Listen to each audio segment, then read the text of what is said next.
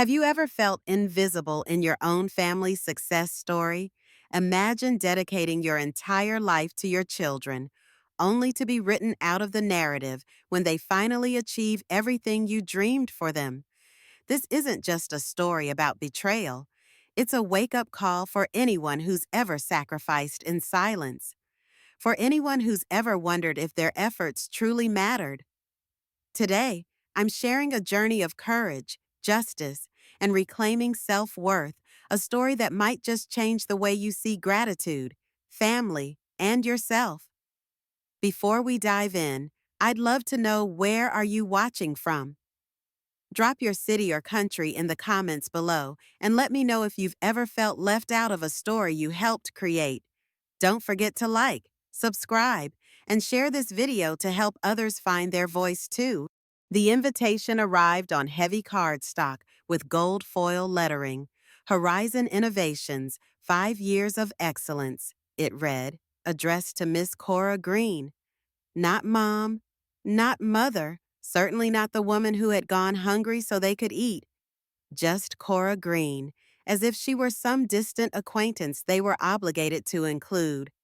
Cora stood in her modest kitchen, morning light filtering through the worn curtains she had sewn herself 15 years ago, and studied the elaborate invitation. The company logo, her children's precious creation, was embossed in the corner.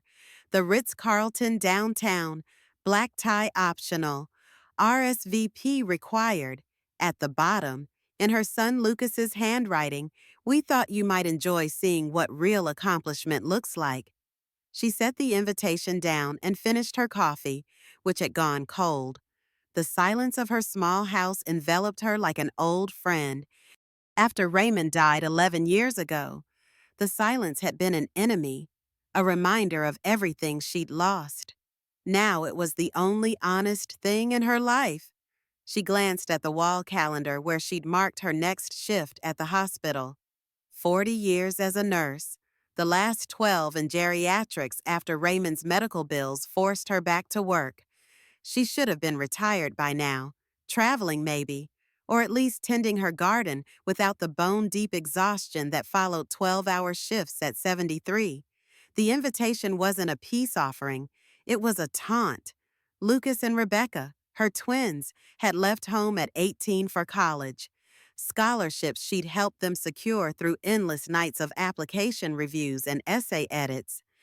They'd barely looked back, except when they needed something money for apartments and better neighborhoods, loans for graduate school that somehow never got repaid, and finally, 6 years ago, seed money for their revolutionary healthcare logistics platform that would disrupt the entire medical supply chain. She knew something about medical supply chains after 4 decades in hospitals. She also knew something about her children. They were brilliant, driven, and utterly convinced of their own exceptionalism. What they didn't know was that mothers see through the facades their children construct. She saw Lucas's desperation beneath his confidence, Rebecca's insecurity beneath her sharp tongue. "Mom, this is our one shot," Lucas had said 6 years ago, sitting at this very kitchen table. "Everyone who gets in early is going to make a fortune." Rebecca had nodded eagerly. "We just need enough to get through the first year of development. We have investors lined up, but they want to see some skin in the game from us." She'd looked at their eager faces, so like Raymond's when he'd get excited about something, and felt the familiar tug of maternal sacrifice. "How much do you need?" The number they named would have emptied her retirement account. Not the paltry 401k from the hospital, but Raymond's life insurance money she'd been carefully growing for over a decade. Her safety net, her future. "You'll be a silent partner," Rebecca had promised. "When we go public, you'll get it all back tenfold." They hadn't visited in the 2 years before that day, hadn't called on her birthday, hadn't asked about her health, or if she was lonely, or if she needed anything. But they'd shown up with business plans and projections, dressed in clothes that cost more than her monthly mortgage payment. She should have seen it then. She gave them the money, all of it. They promised paperwork to formalize her investment. It never came.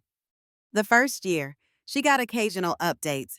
The second year, just Christmas cards with no personal messages. By year 3, her calls went to voicemail. Her texts received one-word replies. She saw their company in the local business journal, Rising Stars Under 40. There they were, her twins, polished and prosperous in designer clothes, standing in a sleek office she'd never been invited to visit. The article mentioned angel investors and venture capital, not a word about their mother, the nurse who'd emptied her future to give them their start. She didn't confront them. What would be the point? She picked up extra shifts instead, ignored the arthritis in her hands, and adjusted to the idea of working until she couldn't stand anymore. Now this invitation, this mockery. She picked up her phone and called Sarah, her one real friend who'd stood by her through everything. Sarah answered on the third ring, her voice warm with concern. "They invited you after all this time?" Sarah asked when Cora told her. "To rub my nose in it, I think," Cora replied, keeping her voice even, "to show me what they've accomplished without me." Sarah's sigh carried years of witnessed hurts. "Are you going to go?" Was she part of her wanted to tear the invitation to shreds? Another part, the mother who remembered 2 dark-haired toddlers running to her with outstretched arms, wanted one more chance to see them in their element, to witness what they'd become even if they'd become it by stepping on her back. "I think I will," Cora said finally. Sarah's voice turned serious. "Don't let them hurt you again." "I won't," Cora promised, though she wasn't sure how she would prevent it. After they hung up, Cora sat with the invitation for a long time. 5 years of their company. 5 years since they'd effectively disappeared from her life.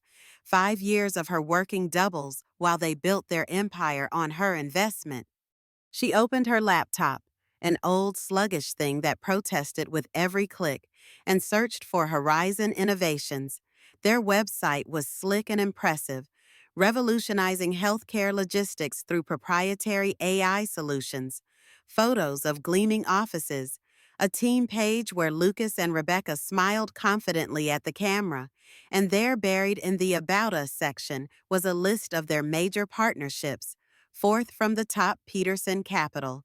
Her heart stopped. Peterson Capital was the investment firm that Caleb Peterson had started after leaving Henderson Financial. Caleb, who had been Raymond's best friend for 30 years. Caleb, who had helped her invest Raymond's life insurance money after his death. Caleb, who called her every month to check in, who brought her soup when she had pneumonia last winter, who had become her financial advisor, and though neither of them had ever acted on it, perhaps something more. Caleb had never mentioned investing in her children's company, but then she'd never told him about giving them her retirement money. Some misplaced sense of maternal pride, perhaps, or shame at being so thoroughly discarded afterward. She picked up her phone again and dialed a different number. Cora. Caleb answered warmly. "I was just thinking about you. How are you?" "I'm fine," she said automatically. "Caleb, do you have a few minutes to talk in person?" A pause. "Of course. Is everything all right?" "I'm not sure," she said honestly, "but I need your advice." They arranged to meet at the small cafe near his office downtown the next day. After hanging up, she looked again at the invitation on her counter. What real accomplishment looks like. She repeated Lucas's words aloud to her empty kitchen. She thought of her aching hands after 12-hour shifts, changing bedpans and administering medications. She thought of the patients whose hands she'd held as they took their last breaths because their families couldn't be bothered to show up. She thought of raising 2 children alone after their father died, working 2 jobs, making sure they had everything they needed to succeed. For the first time in years, she felt something other than resignation or quiet disappointment when thinking about her children. She felt anger cold, clarifying anger that straightened her spine and lifted her chin. She picked up the invitation and wrote a single word on the RSVP card. Yes. Then she opened her closet and pushed aside the practical scrubs and comfortable shoes that had become her uniform. In the back, preserved in plastic, hung the black dress she'd worn to Raymond's funeral. Classic, elegant, severe. She hadn't had occasion to wear it since. It would do nicely for a different kind of ending. Caleb was already waiting when I arrived at the cafe. His silver hair was neatly combed, his suit impeccable as always. He stood as soon as he saw me, a gesture of old-fashioned courtesy Raymond had shared. For a moment, I saw concern flicker across his face, but he covered it with a warm smile. "Cora," he said, pulling out my chair, "it's good to see you." We exchanged pleasantries, his daughter's new baby, my garden's early tomatoes before I placed the invitation on the table between us, my children's company. I said simply, "I understand Peterson Capital is one of their investors." Caleb picked up the invitation, his expression carefully neutral. "Yes, we invested in their Series B round about 3 years ago. It's been quite successful." He looked up at me. "I didn't realize you were estranged." "That's one word for it," I replied, taking a sip of tea to compose myself. "What do you know about their funding history?" Caleb hesitated. "I'm not sure I should." "Caleb," I interrupted quietly, "they took everything I had to start that company. Every penny of Raymond's life insurance. They promised me partnership paperwork. It never came." The color drained from his face. "Cora, I had no idea." "Of course you didn't. I never told anyone." Maternal pride, I suppose, or foolishness. I kept my voice steady. "What I need to know is whether they've listed me as an investor in any of their documents. Anywhere at all." Caleb set down his coffee cup carefully. "Not that I've ever seen. We conducted thorough due diligence before investing.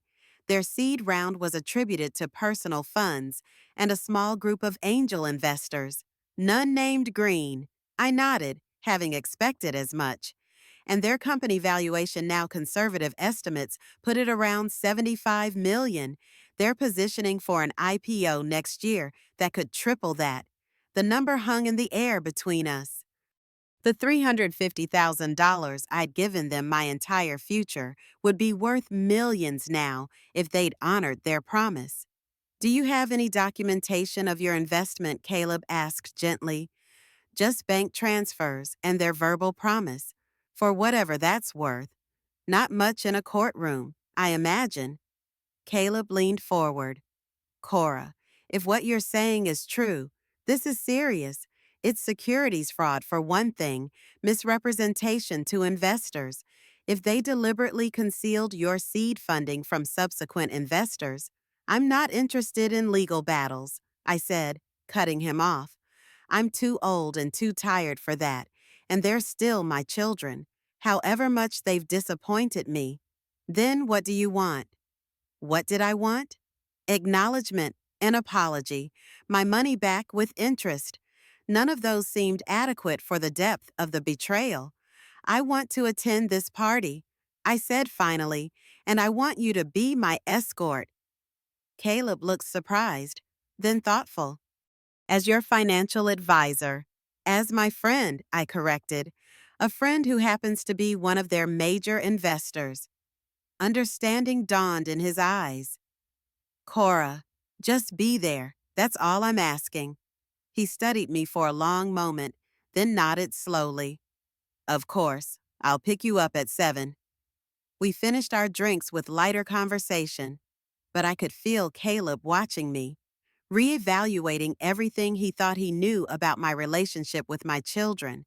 When we parted outside the cafe, he held my hand a moment longer than necessary. "Whatever you're planning," he said quietly, "be careful. They're quite ruthless in business. I've seen it firsthand." I squeezed his hand. I raised them. "I know exactly what they're capable of." The week before the party crawled by.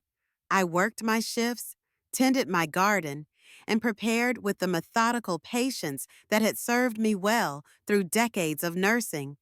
I took my old dress to be altered and pressed.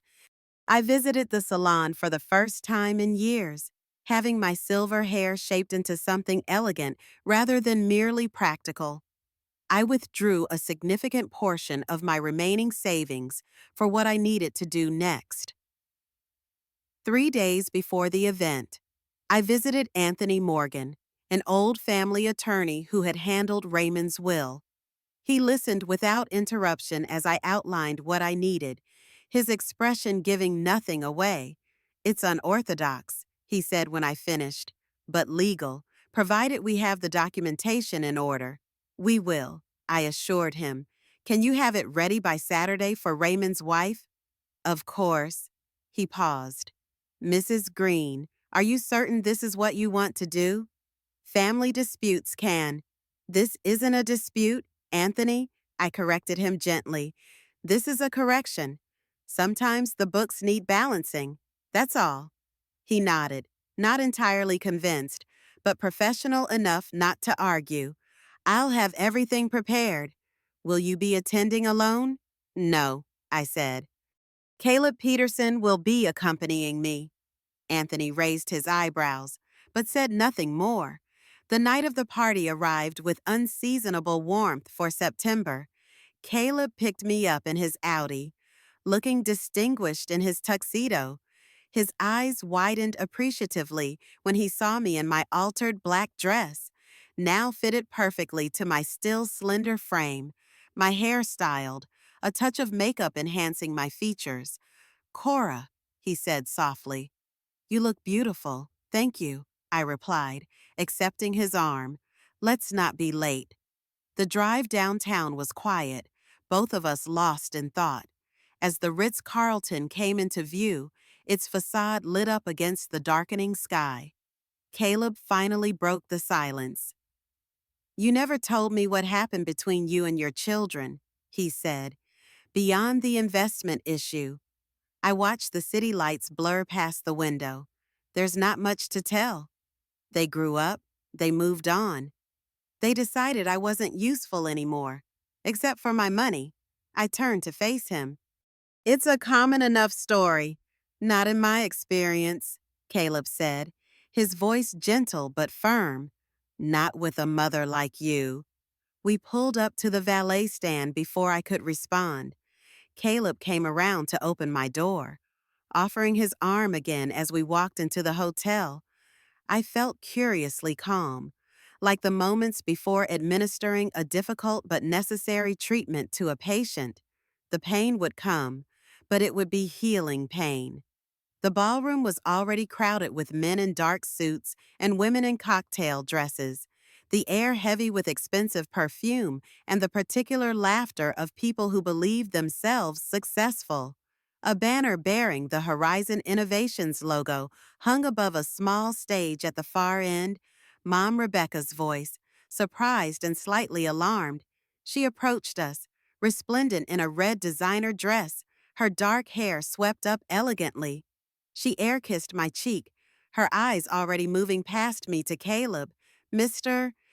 Peterson, we didn't know you were coming with my mother," she said, her voice honeyed with ambition. "What a lovely surprise." "The pleasure is mine," Caleb replied smoothly. "Your mother and I have been friends for many years."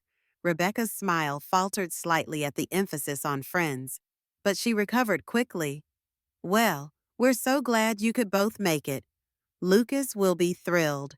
As if summoned, my son appeared at his sister's side, handsome in his tuxedo, his father's eyes assessing me coolly.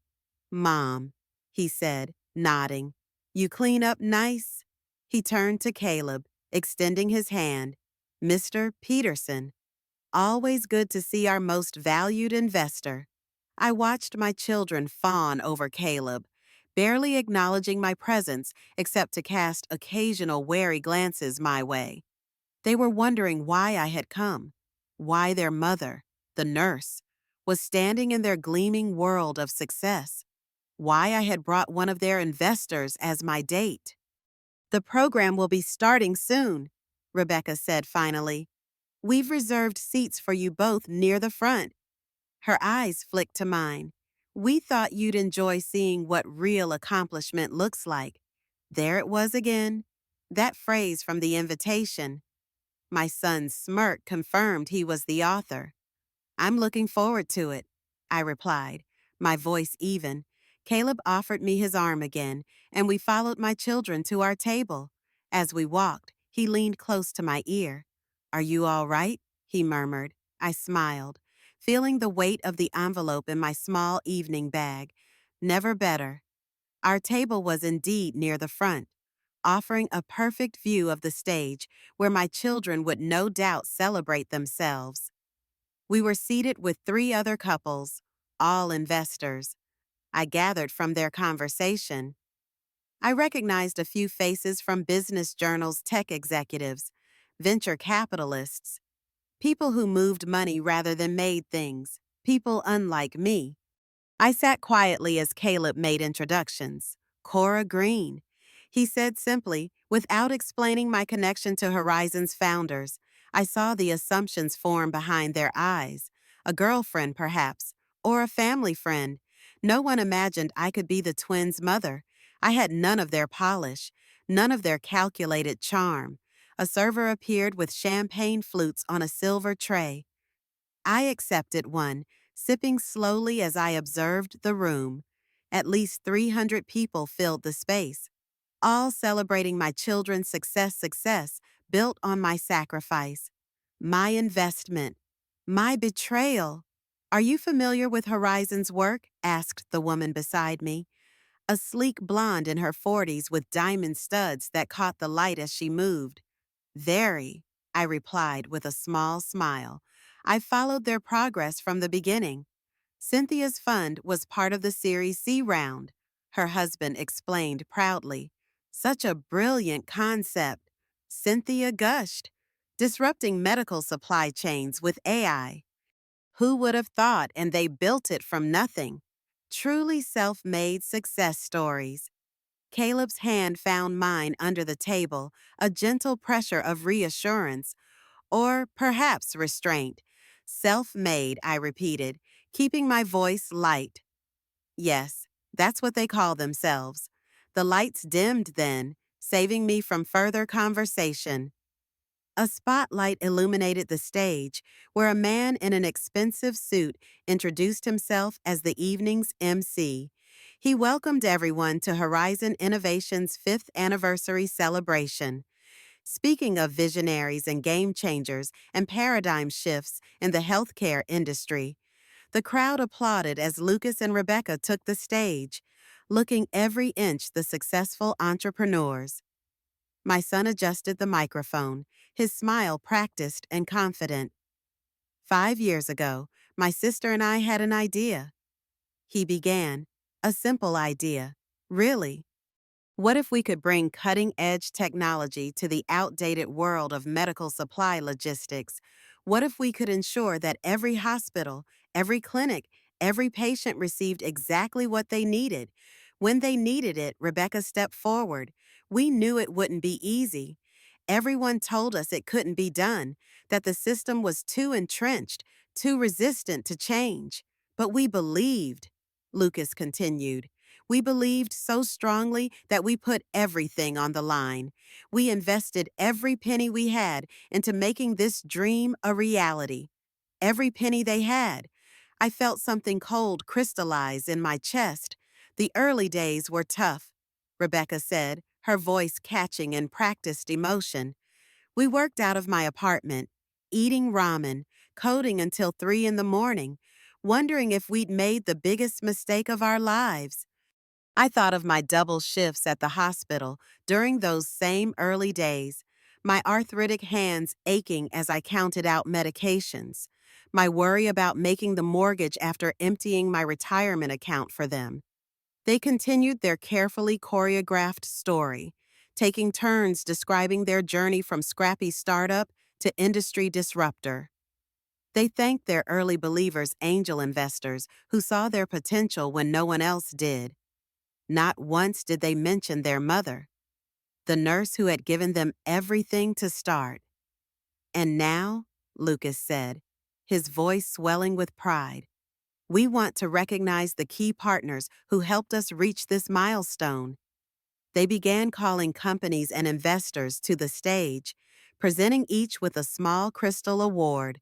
Peterson Capital was third on their list. Caleb Peterson, Rebecca announced warmly, one of our earliest major backers and a tremendous mentor to us personally. Caleb squeezed my hand once more before rising to accept the award. He mounted the steps, shook my children's hands, and turned to the microphone. Thank you, he said simply. Horizon Innovations represents the kind of visionary thinking we at Peterson Capital are always seeking to support. But true success isn't just about good ideas or even good execution. He paused, his eyes finding mine in the audience. It's about integrity, about honoring those who helped you along the way. All of those who helped you. Lucas's smile flickered almost imperceptibly. Rebecca glanced at her brother, a momentary uncertainty passing between them. Caleb nodded politely and left the stage, returning to his seat beside me as the presentations continued. Several more investors were recognized, each receiving polite applause. The awards portion was clearly building to something my children's ultimate moment of self-congratulation. No doubt. And finally, Lucas said after the last investor had returned to their seat, we have a special announcement to share with all of you tonight. Rebecca stepped forward, her smile radiant under the spotlight. As many of you know, we've been preparing for the next phase of Horizon's growth. Today, we're thrilled to announce that we've accepted an acquisition offer from MedTech Global for $250 million. Excited murmurs rippled through the crowd. The blonde woman beside me gasped in delight. This partnership will allow Horizon's technology to scale globally. Lucas continued, while providing an exceptional return to our loyal investors who believed in us from the start. My stomach tightened. They were selling the company my investment, the one they had never acknowledged, would disappear into the structure of a multinational corporation, buried forever under layers of legal paperwork. But before we close this chapter, Rebecca said, we want to invite someone very special to join us on stage, someone whose support has meant everything to us. For one irrational moment, I thought they were going to call my name, that some shred of decency had survived in them, that they were going to publicly acknowledge their debt to me at last. Instead, they called their former professor, the man who had introduced them to their first angel investor. He joined them on stage to thunderous applause, beaming as they presented him with an oversized crystal award. Dr. Winters saw our potential before anyone else. Lucas declared he believed in us when we had nothing but an idea and determination. I felt Caleb tense beside me. He leaned close to my ear. Are you ready? He murmured. I nodded, my hand tightening around my evening bag. The professor was making a speech now, praising my children's extraordinary talent and uncompromising work ethic. He spoke of their bootstrapped beginnings and remarkable self-reliance. I rose from my seat, smoothing my dress with steady hands. Caleb stood as well, offering his arm once more. We walked together toward the stage, unhurried but purposeful. I could feel eyes turning to watch us, whispers following in our wake. My children noticed our approach. I saw the moment of confusion on their faces, followed quickly by alarm. Rebecca whispered something to Lucas, who gave a sharp, barely perceptible shake of his head. We reached the steps to the stage as the professor finished his remarks. The audience applauded, but the sound was muted now. Curiosity about our interruption spreading through the room. Lucas, Rebecca, Caleb called pleasantly, his voice carrying in the sudden quiet. I believe there's one more person who should be recognized tonight, someone without whom Horizon Innovations would never have existed at all. Unwowel. Lucas stepped forward, his expression a careful mask of professional courtesy overlaying panic. Mr. Peterson, we're actually just wrapping up the formal program. This will only take a moment, Caleb interrupted, still smiling. And I think your investors will be particularly interested. Rebecca moved to her brother's side, a united front against the unexpected disruption. Perhaps we could discuss this privately after the ceremony, she suggested, her voice honeyed but her eyes hard. I'm afraid it can't wait, I said, speaking for the first time. Not with the acquisition announcement. They stared at me, their mother, as if I were a stranger who had crashed their celebration. In that moment, they were strangers to me as well, not the children I had raised, but cold-eyed adults who had calculated my worth and found it wanting. I took the first step onto the stage. The spotlight felt hot on my skin as I stood there. 300 faces turned toward me, curious, confused, waiting. Lucas's face had gone rigid, a pulse visibly throbbing at his temple. Rebecca maintained her professional smile, but her eyes were glacial. The professor, sensing something amiss, had stepped back, uncertain of his role in this unscripted moment. Caleb stood beside me, a solid presence at my right shoulder. He took the microphone from its stand and spoke with the easy authority of a man accustomed to commanding rooms. For those of you who haven't had the pleasure of meeting her, this is Cora Green. He paused, allowing the name to register. Mother of Lucas and Rebecca Green, and the original seed investor in Horizon Innovations. A murmur rippled through the crowd. I watched recognition dawn on some faces, confusion on others. My children's expressions remained frozen, calculating. Lucas recovered first, stepping forward to reclaim the microphone with a forced laugh. There seems to be some confusion. Our mother has always been supportive, of course, but the company's funding history is well documented in our SEC filings. Indeed, it is, Caleb agreed pleasantly, which makes its inaccuracy all the more troubling. Rebecca moved to her brother's side. Mr. Peterson, while we appreciate your concern, this hardly seems the appropriate venue. I gave you $350,000 to start this company. I said not loudly, but my voice carried in the tense silence. Every penny of your father's life insurance money, my entire retirement. The buzz in the room grew louder. I saw several investors leaning together, whispering urgently. A woman near the front was filming on her phone. Mom, Lucas said, his voice tight. You made a personal loan. It was repaid with interest. We have the records. You have forgeries. I corrected him calmly. The only money you ever returned to me was $5,000 for my 65th birthday.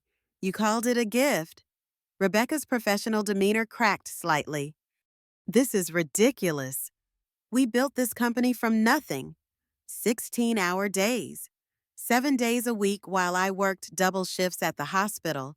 I finished for her, at 73, with arthritis in both hands. The silence in the ballroom had taken on a different quality, now charged. Uncomfortable, I could feel the audience shifting from curiosity to something else, something that felt like judgment. Lucas stepped closer, lowering his voice so only I could hear. What do you want? Money, is that it? You could have asked privately instead of creating this spectacle. I looked at my son. Really looked at him, the boy who had once climbed into my lap after scraping his knee, who had sobbed against my shoulder when his father died. I searched for some remnant of that child in the cold-eyed man before me and found nothing. What I want, I said clearly, is acknowledgement, recognition for what I sacrificed to give you your start. Rebecca made a dismissive sound. So that's what this is about. Your name on a plaque, your photo on our website. She shook her head, incredulous. After all we've accomplished, you're upset about not getting enough credit? I turned to Caleb, who nodded encouragingly. I reached into my evening bag and withdrew the envelope Anthony Morgan had prepared. From it, I removed several documents and handed them to Caleb, who stepped forward to the microphone once more. "Ladies and gentlemen," he said, "I have here notarized copies of bank transfers from Mrs. Green's personal account to her children in the amount of $350,000 dated 6 years ago. There is also a letter written in Lucas Green's hand promising his mother founder-level equity in the company they were forming." He held up the papers so those in the front rows could see them. "What Mrs. Green has not yet shared is that these documents were submitted 3 days ago to the Securities and Exchange Commission, along with a formal complaint alleging securities fraud." The room erupted. Several people stood, phones in hand. I saw one man whom I recognized as MedTech's CEO signaling urgently to an assistant. My children's faces had gone bloodless with shock. "You wouldn't," Lucas whispered hoarsely. "I already have," I replied. Rebecca lunged forward, reaching for the documents, but Caleb smoothly handed them to Anthony Morgan, who had appeared at the edge of the stage. The attorney nodded to me before disappearing back into the crowd with the evidence safely in hand. The SEC takes a dim view of undisclosed seed investors. Caleb continued over the growing commotion, particularly when a company is in acquisition talks. Such omissions could be seen as material misrepresentation, potentially invalidating all subsequent funding rounds. "You're destroying everything," Rebecca hissed at me, no longer bothering to hide her fury. "Years of work, all because you need to feel important." "No," I said, "I'm simply balancing the books." Lucas grabbed my arm, his fingers digging into my flesh. "Do you have any idea what you've done?" he demanded, his voice shaking with rage. "The MedTech deal will collapse. Our investors could sue us. We could face criminal charges." I looked down at his hand on my arm, then back up at his face. "Let go of me. Lucas." Something in my tone made him release me instantly. Taking a step back, for the first time, I saw fear in his eyes, not of legal consequences, but of me, of what else I might have planned. "Mrs. Green," called a voice from the crowd. A woman in a severe suit had risen from a table near the back. "Christina Xiao, SEC Regional Office. We'd be very interested in speaking with you further about this matter." So Anthony had made the calls as promised. "Good. Of course," I replied calmly. More people were on their feet now. The MedTech CEO was making his way toward the exit, his face thunderous. Several investors were demanding answers from anyone who looked official. The carefully orchestrated evening was disintegrating into chaos. Through it all, my children stood frozen, watching their empire crumble in real time. The triumph of the acquisition announcement had curdled into public disaster in a matter of minutes. The MC rushed onto the stage, trying desperately to regain control. "Ladies and gentlemen, if we could please." His words were lost in the growing tumult. Lucas turned to me, his expression haunted. "Why now?" he asked, his voice barely audible. "After all this time, why would you do this tonight?" I stepped closer, close enough to see the tiny scar above his eyebrow from when he'd fallen off his bike at 7, close enough that only he could hear my answer. "You invited me to see what real accomplishment looks like," I told him, meeting his gaze squarely. "So I thought I'd show you."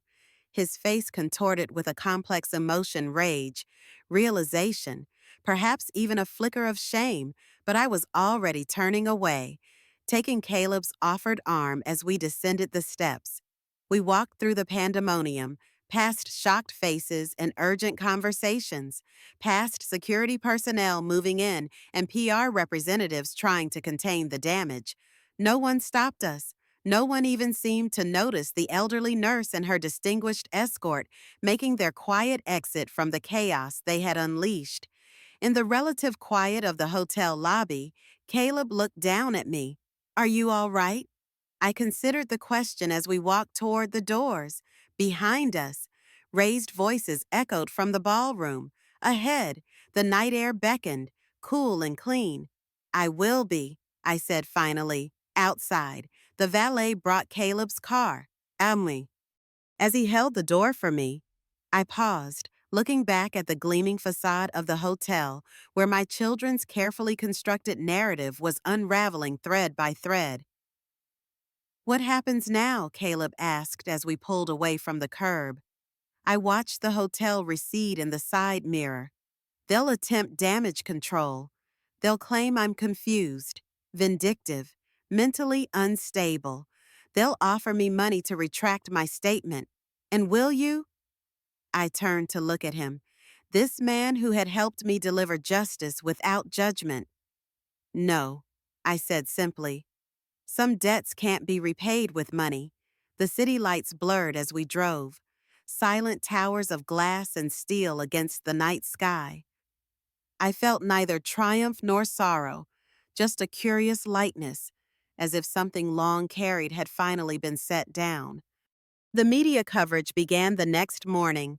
Tech startup scandal founders accused of defrauding their own mother ran the headline in the business section. By noon, it had spread to national outlets.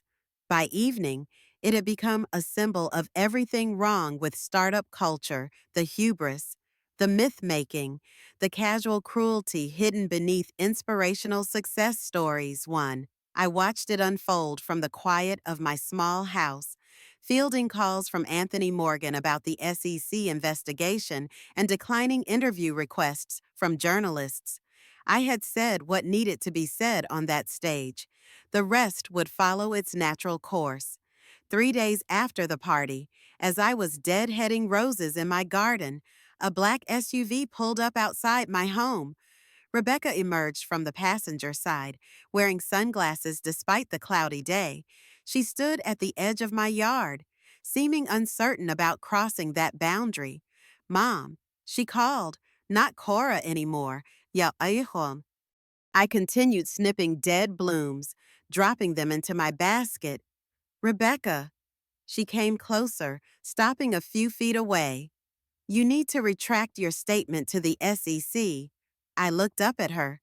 Gone was the polished executive from the party, replaced by a woman who appeared not to have slept in days. Her hair was pulled back carelessly, her face bare of makeup. I won't be doing that, I said, returning to my roses. Do you have any idea what you've done? Her voice cracked. The MedTech deal is suspended pending investigation. Our Series C investors are threatening to sue for misrepresentation. Our stock options are worthless. I nodded, unsurprised. Actions have consequences. This isn't just about the money, she exclaimed. Our reputations are ruined. No one will work with us again. Lucas's wife is talking about taking the kids and going to her parents. I met her gaze steadily. That sounds difficult. Rebecca stared at me, seemingly bewildered by my lack of reaction. Jesus, Mom, I know we hurt you. I know we should have been more appreciative, but this destroying everything we've built. Destroying our lives, I didn't destroy anything. I corrected her gently. I simply told the truth about how it was built. She paced in a small circle, agitated. We can make this right. We'll pay you back the full amount plus interest. We'll give you shares in the company, 10% that's worth. She stopped, realizing, well, it was worth millions before you torpedoed us. I set down my garden shears and removed my gloves, giving her my full attention. Tell me something, Rebecca. In all these years, why did you never acknowledge my investment? Not in your company records, not to your other investors, not even in your speeches about your bootstrap beginnings. She looked away, her mouth tightening. It would have complicated things. How? By giving me credit, by admitting you didn't do it all yourselves, by linking the company to a 70-something nurse with no tech background. She burst out, Do you have any idea how image conscious this industry is? How investors shy away from anything that doesn't fit the wonderkind narrative? I absorbed this, feeling neither surprise nor additional hurt. It was merely confirmation of what I had always suspected. I had been edited out of their story because I didn't fit the image they wanted to project. So, you lied. I said simply, we omitted, she corrected, as if the distinction mattered. And then it was too late to correct the record without raising questions about our credibility. I returned to my gardening, pulling a weed that had sprung up between my prized tea roses. Your credibility, I observed, seems to be in question regardless. Rebecca made a sound of frustration. What do you want? Mom, just tell me what you want and we'll make it happen. Money recognition. We'll put your name on the company website, issue a public statement about your contribution. Whatever it takes. I straightened, feeling the familiar ache in my lower back, but ignoring it as I always did. What I want, I said, is not something you can give me now. Then why? She removed her sunglasses, revealing reddened eyes. Why did you do this if not to get something? What was the point? I considered my daughter, this stranger who shared my blood but none of my values. I thought of all the ways I might answer her. I could speak of justice, of consequences, of the bitter lesson that integrity matters. I could remind her of the little girl who once broke her piggy bank to buy soup when I was sick. I could ask when that child had been replaced by the woman who would discard her mother when it became convenient. Instead, I said, some debts can't be repaid. She flinched as if I'd struck her. So that's it? You've had your revenge, and now we just what? Lose everything while you go back to gardening. I imagine you'll land on your feet.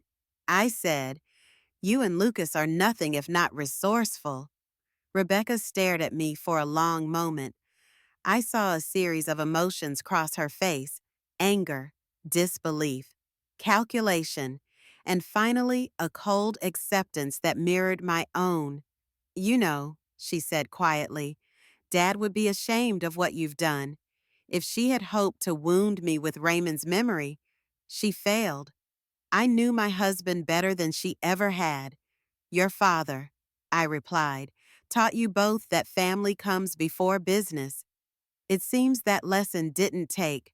Something shifted in her expression then, not remorse exactly, but perhaps the first glimmer of understanding that what had happened was not merely a transaction gone wrong, but a profound moral failure. Without another word, she turned and walked back to the waiting SUV. The autumn wind was brisk as I watched Rebecca's car disappear down the street, the last of the leaves skittering across the pavement. I felt no triumph, only a quiet sense of finality. For the first time in years, the weight I'd carried of disappointment, of invisibility felt lighter.